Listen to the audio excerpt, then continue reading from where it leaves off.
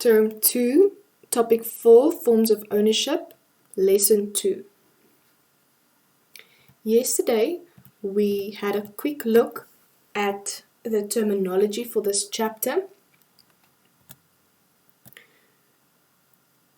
Today, we're going to move on to what a form of ownership is, and as well as we're going to do the first form of ownership, a sole trader or a sole proprietor.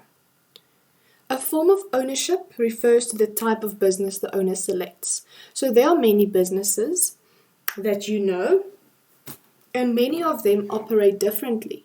The way they operate depends on the form of ownership chosen, because each form of ownership has different legalities towards it. So if we look at the things that influence the form of ownership that you choose, would be things like how much money do you have available? How many people are going to own or manage the business? Do you want to bear risk? Meaning if there's owners, more than one, and there are also directors, then who is going to bear the risk? Because that is going to determine, if you have debt, who is going to be responsible for the debt. Is it going to be the owner and also his personal belongings? That's going to be risk-bearing, or is it only going to be associated with the debts of the business? Also, things that depend or that influence the type of business or the form of ownership that you choose is the lifespan of the business, meaning do you want continuity to exist?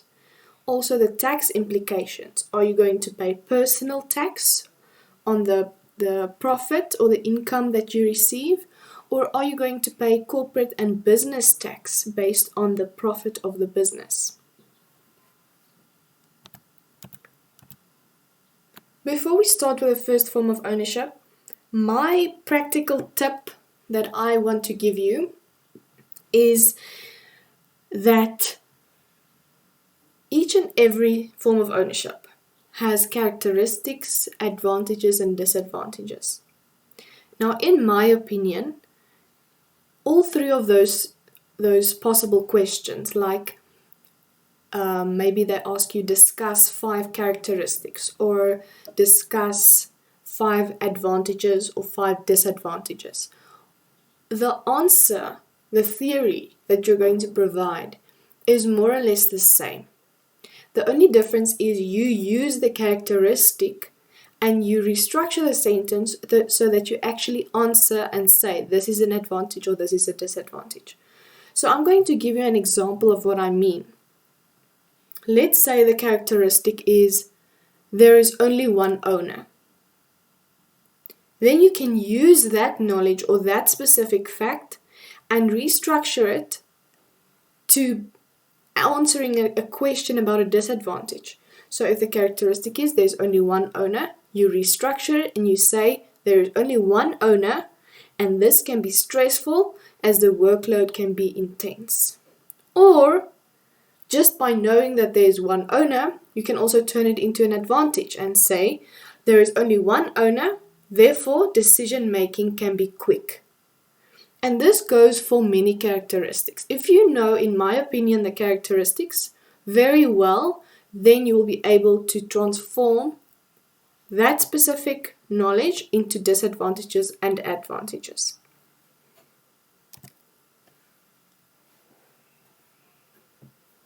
There is the first thing that you need to know is the business versus an individual. So sometimes the business and an individual that owns the business is seen as one, meaning there is no distinction between the two. They are seen as one and they operate as one. So for example, an owner owns the business and manages the business. And when there is unlimited distinction, there is no distinction between the two, it means whatever happens to the business is also going to happen to the individual. So if the business incurs debt, then it is also linked to the individual. and that is called unlimited liability, when there is no distinction between the business and the individual owner. But sometimes the business and the individual is seen as separate entities. And if this is the case, we say there is limited liability. It means there's distinction between the business and the owners. Owners are also referred to as shareholders. So we can say that when there is distinction, it means if the business incurs debt, then the owners will not be held liable for that specific debt, because there is distinction, there is limitation to the debt. These are all the forms of ownerships that we are going to look at: a sole proprietor, which is the most basic, a partnership, close corporations, cooperatives, and then we've got another category, companies, which can be divided into non-profit companies and profit companies, with a subdivision where there's 4 different types of profit companies: a private, public, personal liability, and a state-owned company.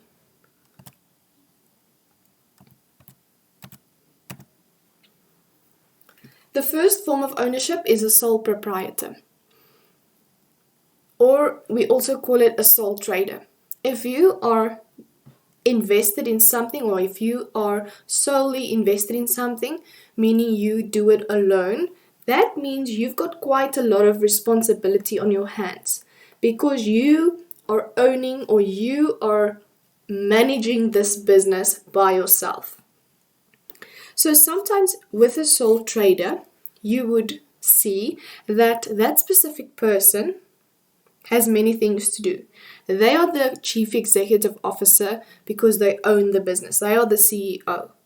But not only owning the business, they must also make sure that they advertise and they sell their products and services successfully. On top of that, they are responsible for the finances, doing the budgets. They must also make sure that they have they employ successful employees, if they employ employees. So they are responsible for recruiting successful candidates. And on top of that, on top of doing all of this, they are also responsible for creating new ideas and innovation to keep up with the trends, what consumers want. These are a few examples of sole traders. So hairdressers, coffee shops, florists, at markets. If you look at Lloyd's, it's a shop. Remember, sole trader does not necessarily mean that it's an informal business. It simply means that it is run by one person, and it's the most easiest to set up. Then we've got also a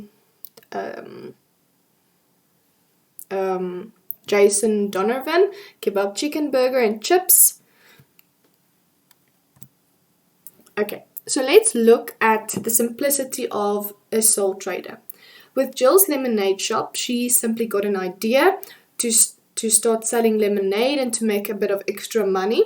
So she's opened her store, or she set up shop next to the community pool. Why? Because the community pool is normally free, and she has identified this as a good location for her business. It was easy for Jill to set it up because she was the only person with the idea and she's going to run and manage it. Therefore, it was very easy to start. But when something happens to Jill's lemonade shop, she's responsible for it because there was a fire. And because Jill is solely responsible, and because a sole trader has unlimited liability, the fire caused damage to her shop. And unlimited liability means she has the responsibility to rebuild her shop. On the right-hand side, you will see a summary of the characteristics for a sole trader. It is very easy for the owner, the sole trader, to start and sell his business at any time. When you start a sole trader, there are no legal naming requirements. That means you can choose any name for your business. Sole traders are not compelled by law to audit financial statements. And remember, we said auditing means that you check that your finances are honest. Because a sole trader, the owner, has personal interest in managing the business, because remember we said there's unlimited liability.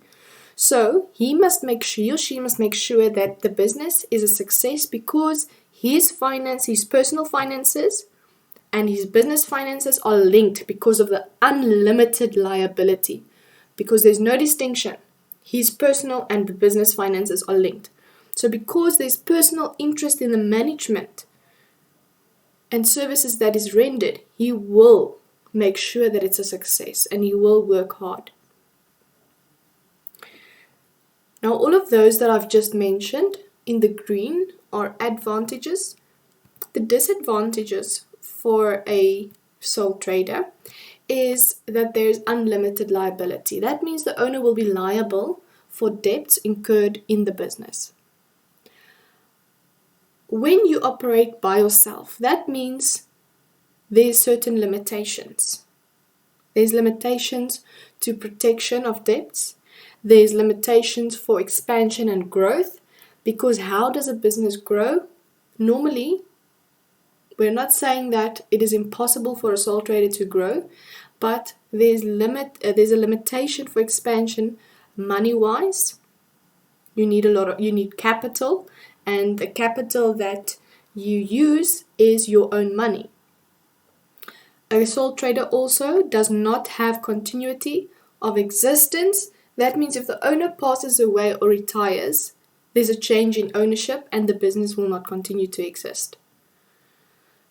Also, when you know now that the sole trader has unlimited liability. Unlimited liability normally goes hand in hand with the business not being a legal entity. So here you can see that the business is not a legal, does not have a legal personality, therefore it is not a separate legal entity. The business and the owner is one, therefore there's unlimited liability and it's not a separate legal entity.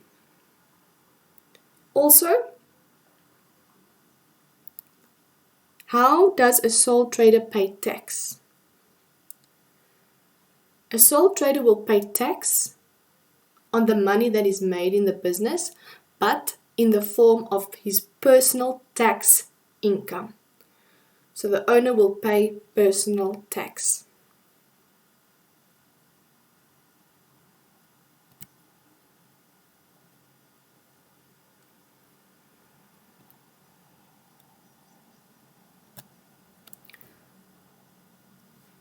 Right, that is where we'll stop for today.